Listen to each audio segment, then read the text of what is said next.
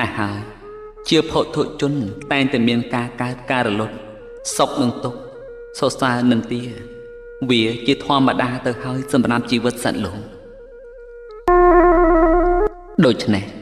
ការយល់ឃើញអំពីការកើតទុក្ខងាយងាយដូចជាត្រូវគេនិន្ទា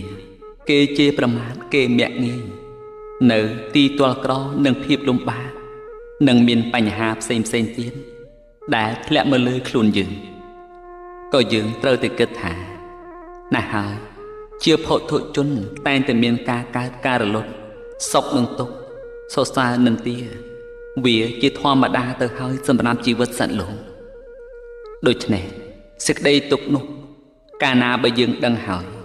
ក៏មិនសូវមានព្រោះយើងដឹងអំពីរបៀបដែលកើតអំពីទុក្ខនិងរលត់នៅសេចក្តីទុក្ខក៏ព្រោះតែចិត្តយើងមិនប្រកាន់មិនហួងហែងមិនច្រណែនមិនក្តៅក្រហាយមិនព្យាបាទនឹងបុគ្គលណាចិត្តយើងក៏មានសេចក្តីស្ងប់ទៅតាមអារម្មណ៍បែបនោះ